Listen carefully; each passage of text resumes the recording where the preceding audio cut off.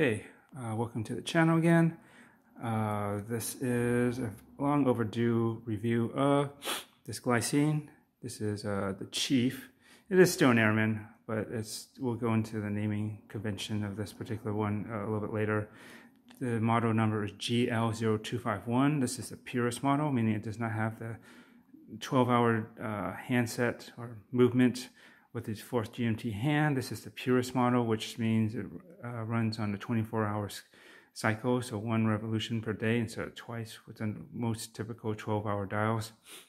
And I prefer this over the GMT versions just because it's a little bit truer to the original form when they were designed back in the mid-early 50s.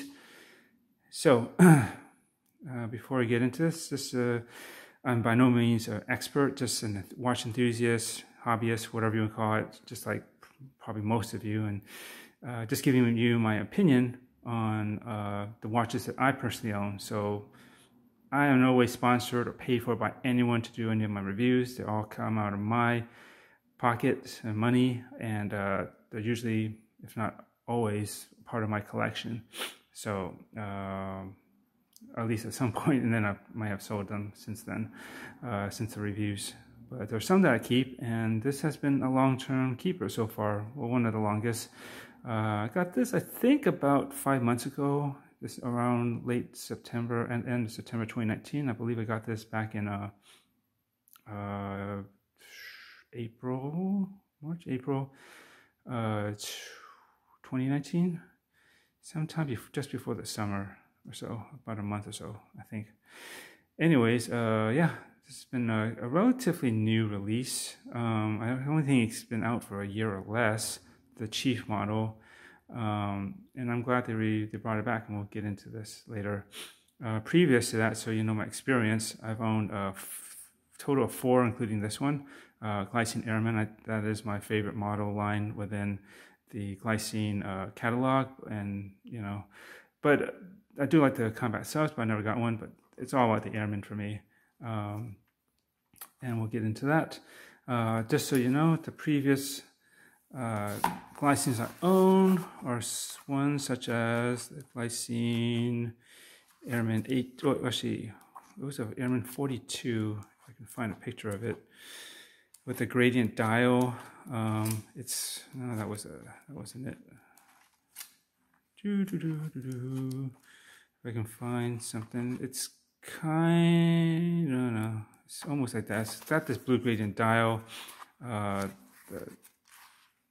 see if I can find it in the index. No, it's not here. Then maybe in the back.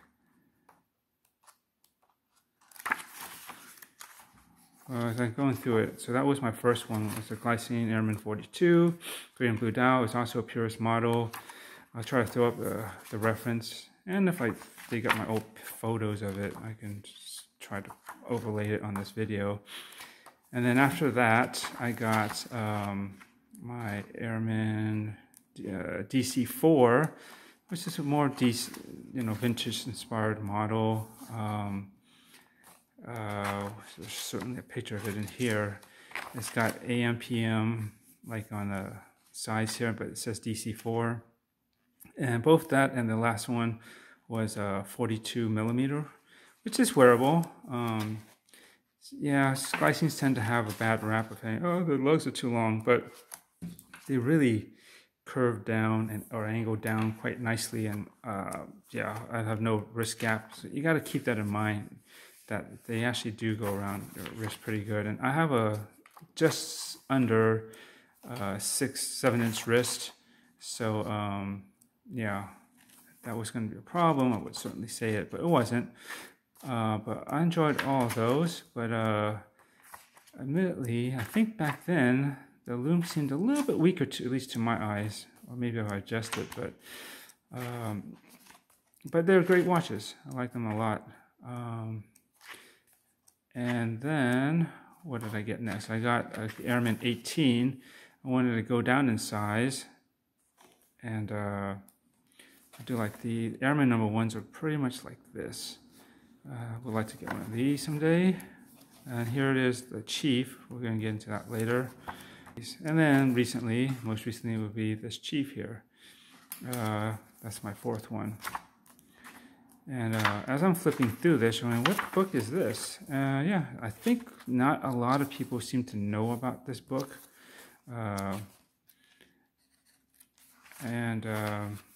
It's really cool if you're into the Glycine Airman. It's by Played Against Sam or Andre Stickers. It's a cool little book. It's not actually big, you can see in comparison to the watch. Let's see in the hand. But it's got everything up to a certain point about the Glycine Airman, including its history and all the variations throughout the years. It's a really cool book, and it doesn't cost that much. I think I got it on Barnes & Noble, or possibly you can get it from probably Amazon as well. But yeah, it's a great reference book, and for anyone who loves and really appreciates the Airman series, such as I do, I highly recommend picking up one of these. Just for your reference, and it's just cool pictures to look at. So I'm a bit of a rant, or not rant, but going off a bit. I'm trying to get this done within a certain time, so let's get into it. So the cool thing about the Airman series is that it's probably one of the first GMT watches ever made, an automatic one, and it was made with pilots in mind. The owner at the time of Glycine went out and asked pilots, so I took over the company, and then at some point he asked them, pilots, like, what do they want in a travel watch, right? And then the specifications here, this is Sam, it's short for Sam. Yeah, I did read this, but I don't memorize all this stuff in my head. Sorry. But anyways, basically asked pilots, and then they said it should have these specifications: waterproof, automatic, calendar, 24-hour dial, so hour hand, 360-degree revolutions in 24 hours, minute hand, 360 revolutions in 60 minutes, obviously, and sweep hand, 360 revolutions in 60 seconds. Outer dial, a rotating bezel with 24-hour division. More and more Greenwich Mean Time had become the standard flight time. And so that kind of laid it out, and they made it. And basically, this preceded the Rolex GMT Master watch by, I think, a year, if I recall correctly from this book, or at least a lot of sources state that this came before that. And I think that's cool, and it's the Airman is a missed and I think often overlooked watch model with completely original design. It's definitely got heritage. It was a favorite for a military servicemen in the Vietnam War, especially. They ordered it through their postal exchange, the PX, and yeah, you'll see some pictures of some of them wearing this, and it's cool. People, the military run on 24-hour time, and why not, right? And the original size were about 36, and so this is a 40, but still very wearable. It's more modern size, but yeah, and it has everything you could possibly need in it, in a watch. At least for pilots, track a second time zone, your home time. That's pretty much it. I mean, if you needed a third, I suppose you could recalculate it, but I don't know. For me, that's why I also went with this Purist version. Is I don't even travel that much, not nearly as much as I used to.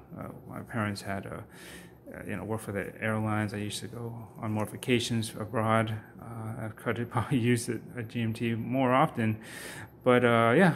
Nowadays, I mean, I barely even have to track another time zone, so 2 is plenty. I'm not that busy or important where I need to, or that curious that I need to know 3 time zone at once. Cool to have, but completely very unnecessary, as are watches in general, but they're just cool, right? But anyways, so it just developed and developed, and they have so many models, the variations of the bezels and the handsets and the dials. I'm not going to go into the, just some of the key features, and we went through movements. And before, it's interesting how they used to set the time. This used to hack. This little pin popped up between the 24, and so when you went to go set your watch, this will actually pop up to stop the second hands from running. So it'll stop exactly at zeroed out at the top, and that's how they used to hack. And then you set the time, and then when you did, you just release it, and then it'll continue going. That was like the early hack mechanism, as you can see here. It's kind of funny these days when you don't need something physical to stop the seconds hands, but back then that's what they had. There are these other Airman series, the STs. I personally am not all that crazy or fond of them. It's just, I don't know, it's just a style that never I caught on to. There were quartz, and different typefaces, and this one's pretty cool. This 2089, I think this is probably quartz, isn't it? Let's see, movement, yeah, the quartz movement, yeah. But there's something kind of cool about this, right? It's kind of Genta-esque. This might be worth trying to find. And it could be kind of expensive, I bet you, if I did find it. Anyways, and I don't want to go through all this stuff because this is what we should get into, but it's got great reference material. And I'll just get into the chief part of it, which is right here. So, interesting enough, they only made this for a short period of time. It was between, this is basically 1953 model. I think it was less than a year, and very limited amount. So the actual chief model, kind of a unicorn. Some people, but it does exist, and it's very rare. And it's cool that because it is co-branded with a Turler, which is it's a boutique that's famous for sold watches, jewelry in Zurich. And so yeah, they're only made for a limited time. And so it's it's always cool to see, for any watch collectors, to see co-branding, the model or the brand itself, and with a boutique or something like that, right? Those are usually worth a lot. And so I forget, but there's very few of these left, or that were ever made. So it's pretty unique. And so what's interesting enough, if you look at the ads, just the Chief was was for the Navy, and the Airman was for flying people, even though they're essentially the same watch in specs. I just find it interesting that that's how they differentiated it. I don't know exactly why.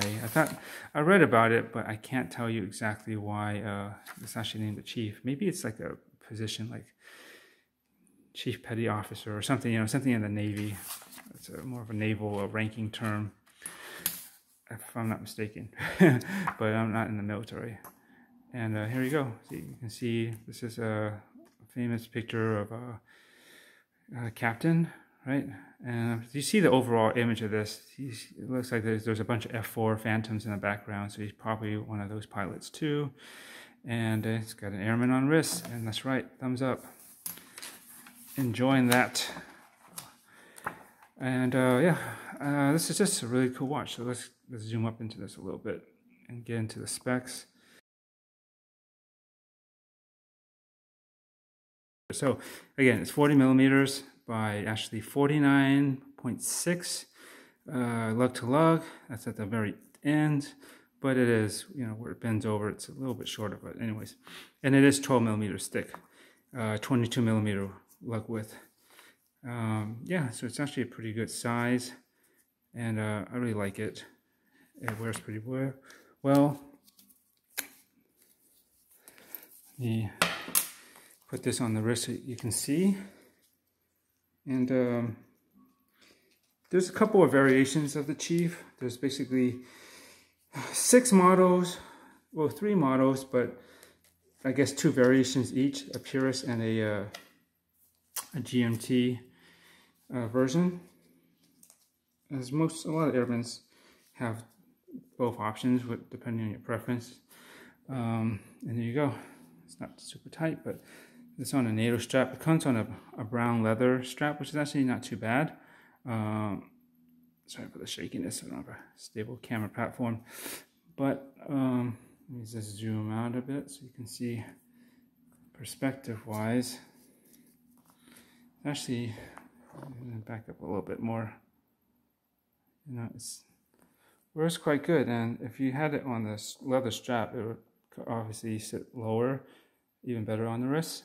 But I don't know. I think it's perfectly fine. It's just so low profile anyways. Even with that dome sapphire crystal, which generally adds some height, it'd actually be technically a little bit thinner, I suppose, if it didn't have that. But at 12 millimeters, or just a hair under, very slim. And that's what's great about the Airmans, and even I believe the combat subs are relatively thin, and they curve really nicely on the lugs, and they fit really well. Even a bit larger size. Yeah, so don't discount the lug to lug distance, because they do curve down quite well. As I was saying, there's three variations, three variations, but I guess two versions of each. They have this, which is like an anthracite gray sunburst style with the blued hands, stainless steel body case. Then they have one that's a cream dial with the blued hands, with a kind of what I call like an antique kind of a looking case, or maybe you might say kind of bronze-like, but it's not bronze. But it's got this kind of, I say it looks like antique brass to me, because it's kind of got this goldish color, and it's kind of dirty looking, I guess. It looks a little bit patinaed, or or something like that. And that was my original one I was going to go with. But I saw this and I was like, okay, that's it. Blued hands with a gray dial. And yeah, and I like the fact that it has a red date disc here.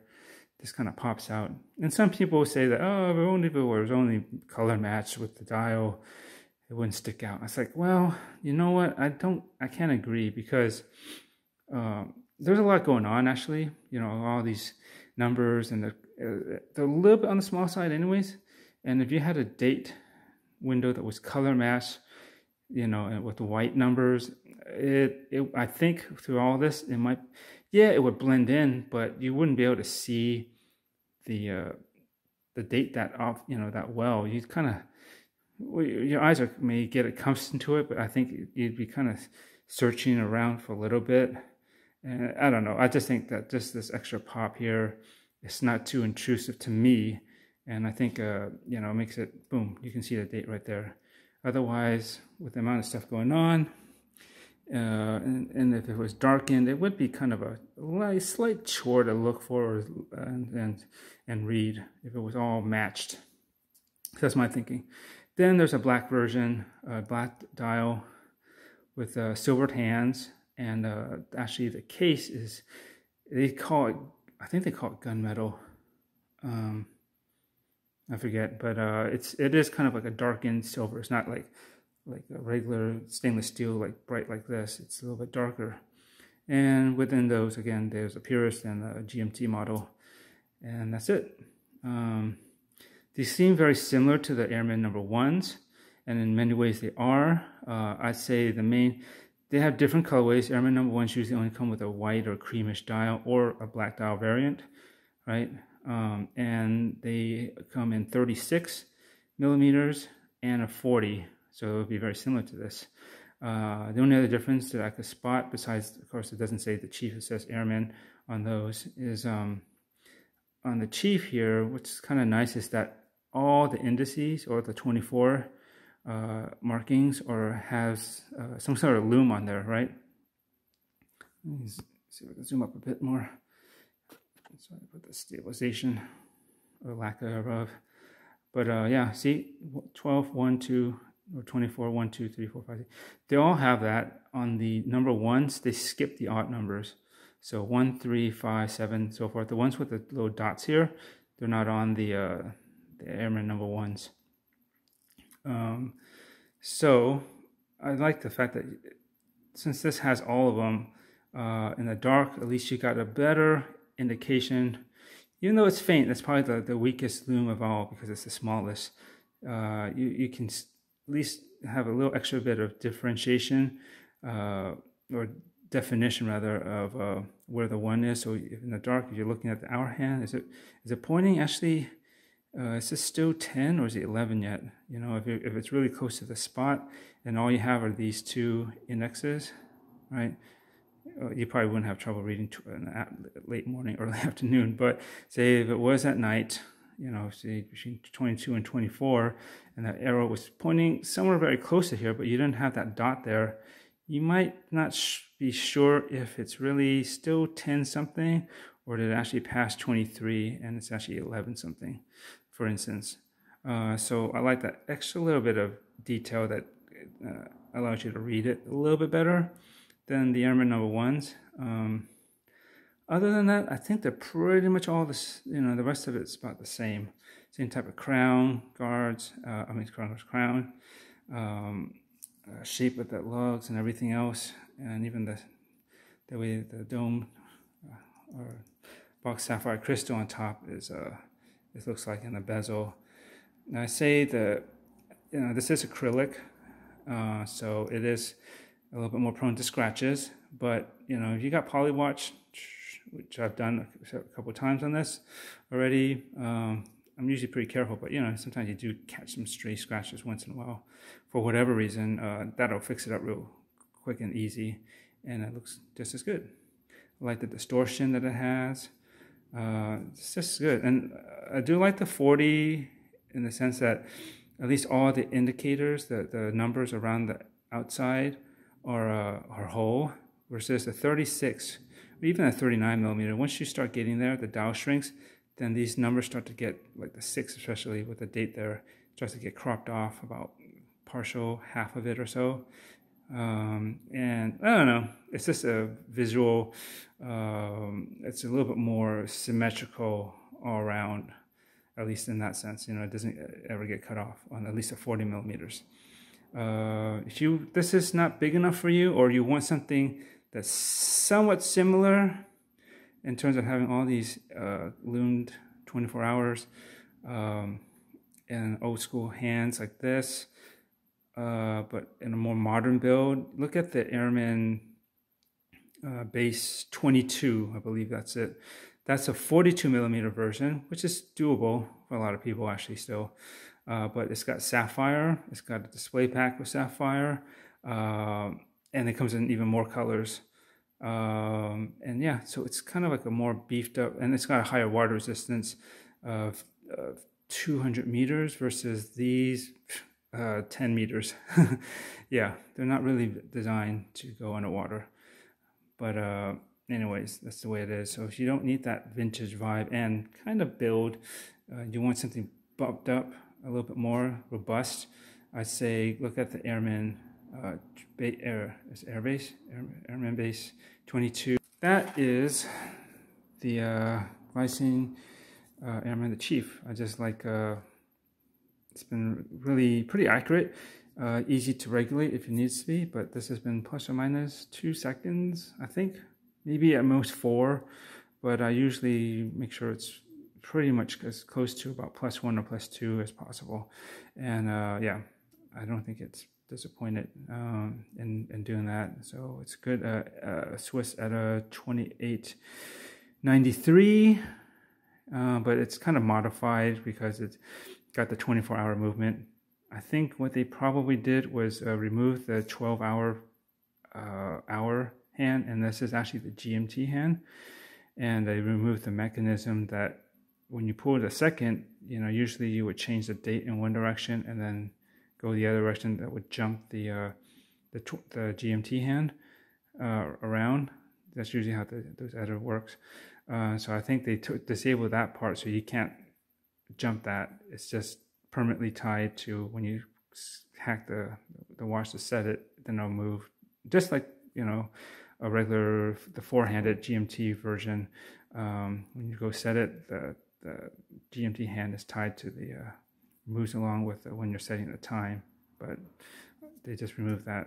So if you can understand that, that's how I believe this works. Anyways, this has gone on long enough.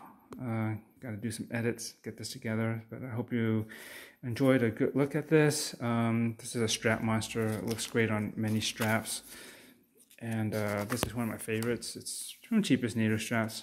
It's like they call silver green, sorry, but it's got that kind of, to me, it's got that muted green color that looks like the Nomex flight suits. You know, if you talk, you know, I'm talking about the military uses. That's fire retardant that the most of the pilots use.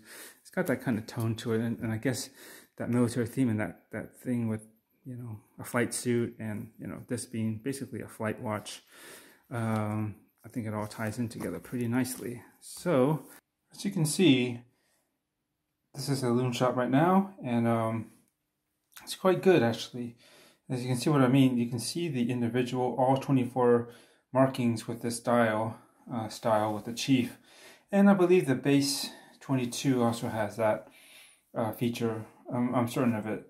And so, you know, when you're trying to read this at night, it's very identifiable which ones are even, which one's odd, and you can gauge exactly what time it is. Like it's about to be 7 o'clock, right? Or whatchamacallit, 1900 hours. And yeah, it's the Loom is very good. It may start to look like it's fading, but really, to my eyes in this room right now with it, it's fine. And I've done this, measure this over, you know, charged it at night before going to bed, then looked at it throughout the night, all the way through morning. Been pretty much able to read everything. The small dots do get a bit hard to read come 6 a.m. or so, around there. That's to be expected. It's the smallest of the Loom.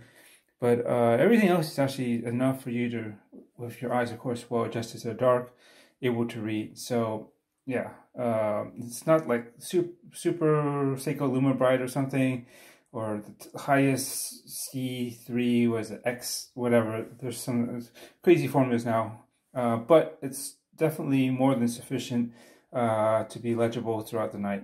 I'll say that. And I have to say it's been better than, I'd say maybe the past 3 watches that I mentioned that I had, like the Airman 42, the DC4, and possibly the Airman 18. I felt like it just didn't seem like the Loom was that strong, although the application, at least the size of it on the dial, like how much is applied there, looks like it's about the same amount as this, right? But I usually test out all of those, and I you know, just to see how well it goes, and I don't remember those lasting sufficiently enough to make me think, oh yeah, this is something I can wear throughout the night and no problem. I wish I can boost the ISO right now, but it is still visible, so I'm going to give it another charge so you can see it all. But I don't know, the phone has a funny way of making things disappear more. Anyways, but yeah, you can actually see it. It will dim, but it will hold that dimness to be legible throughout the night. And I don't remember the Airman 18 and the DC4 and the Airman 42 that I had being able to do that. But I could be wrong. Maybe my recollection's a little fuzzy. But anyways, just wanted to show you this.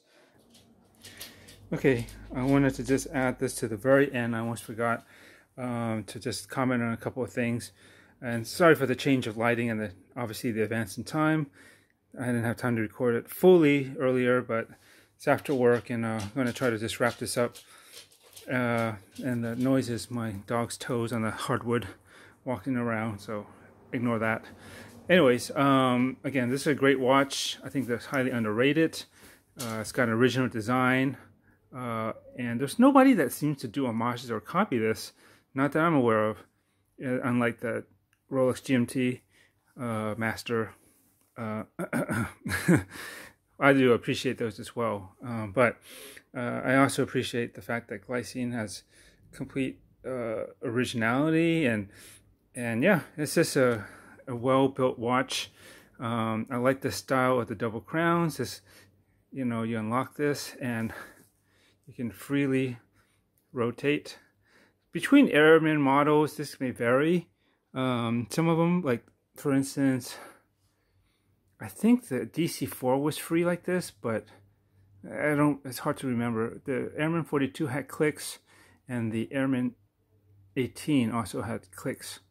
And it wasn't like 120 or 60, some odd number that doesn't match the 24. I'm pretty sure it was 24 or maybe 48 because to do the half hours. But anyways, but this is free on this particular model, and I suspect on the Airman one as well. And so yeah, so kudos for that, because a lot of people don't like the unidirectional dive bezels that a lot of people use, such as this one, but I can get past that. And this is the quickest way to set on a Purist. You keep your home time here, and then all you do is just, say this is West Coast time where I'm at, but in the United States, but I know that I believe Hong Kong and maybe Japan too, it's about 15 or is it 16 hours ahead? We'll say 15. And you go there, lock it down so it doesn't move, and there you go. You got your home time, and there's your new local time on the outside. So it'll be approximately 10 a.m. if I was in Hong Kong right now. I can easily reference 7 p.m. in my hometown of the Bay Area and the West Coast of the United States. Very easy, and that's all I need. I don't need another. I don't personally need to track that many time zones. So does it for me. And you just set it back approximately there. I have to eyeball it now because I'm right behind the camera, and you simply lock it down and it holds just fine. I like this system a lot. It's kind of neat just to have this kind of extra offset crown that has this mechanism to lock the bezel. I personally think it would be cool if more dive watches have something like this too. You can set it up, spin it easily, and lock it down, and it should be just as fun as a unidirectional. But that's maybe just me. I like this design as well because it reminds me of, and I mentioned this I believe in my Airman 18 video review, it reminds me of like the Weems style of pilot watches. They weren't GMT or 24, they were simple three-handers and timing or bezel of some sort, and probably the Omega CK, is it 2029?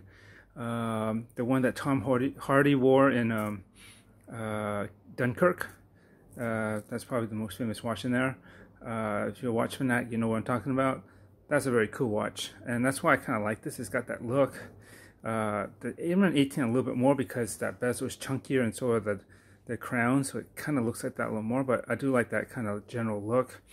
And if I'm not mistaken, JLC made a watch similar to that CK2029 that Omega did, almost practically identical. And this is a cool design. So, yeah, if you're into aviation and world traveling in general, and something military themed, and definitely has had some heritage in commercial and military usage, definitely look at a Glycine Airman of your choice. I like the more vintage looking models, but the more modern ones are very cool too. They have full Loom dials in the base 22. They have some that are completely blacked out. All sorts. There's many designs and variation in sizes.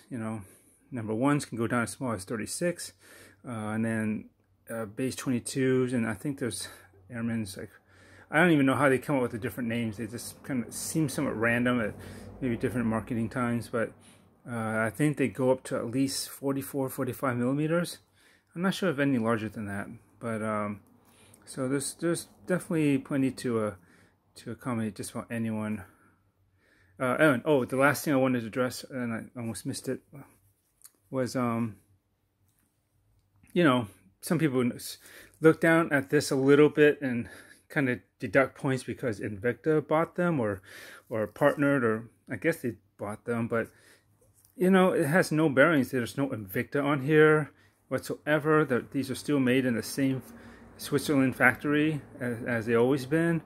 The quality, since they've been purchased, which has been probably at least 2 years as of the date of this recording, that's no bearing. I mean, they're made in the same place and they have great quality. I've owned 4 of them and never experienced any issues. They're very accurate. You know, still maintains this heritage.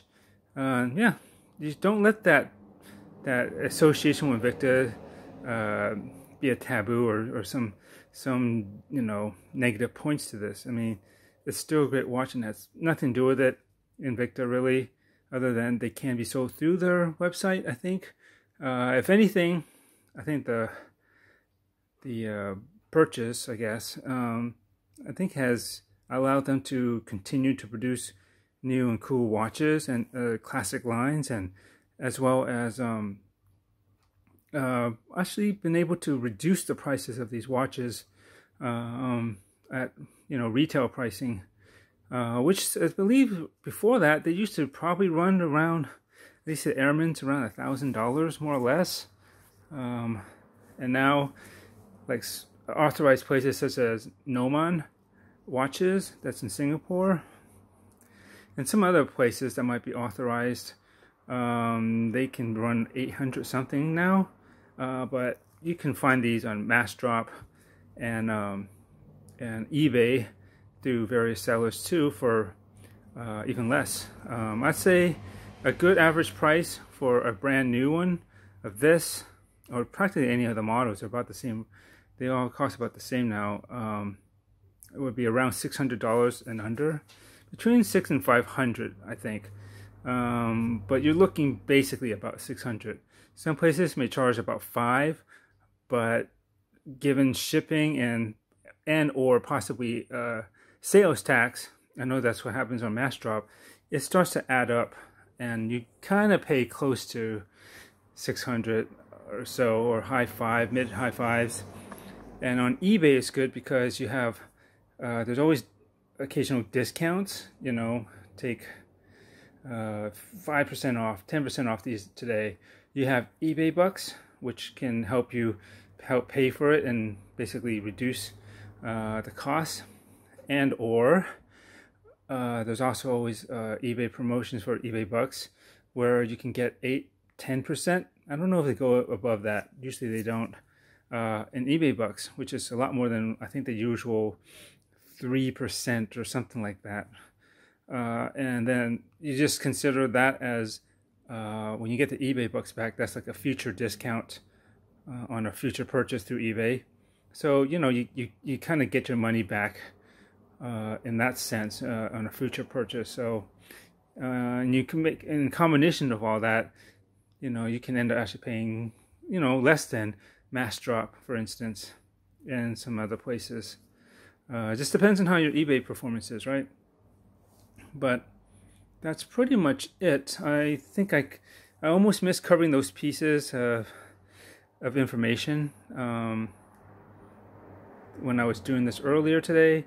Got distracted in the middle of the day, but hopefully with the edits this video won't be too long. But my videos usually are, because these are all personal watches. I have a lot to say and my experience with them, and I hope that helps you guys who are interested in similar watches get another insight into this, and maybe, you know, you share the same thing if you own one, or if you're thinking owning one, that you know, it's like, oh, okay, this is another great opinion that helps add to my already existing database of information to base a pretty good judgment if I want to purchase a watch like this or not, right? And I like it. These are really cool watches, and they don't get enough credit. So I guess I'm done now. Take it easy, and I'll catch you in the next one later.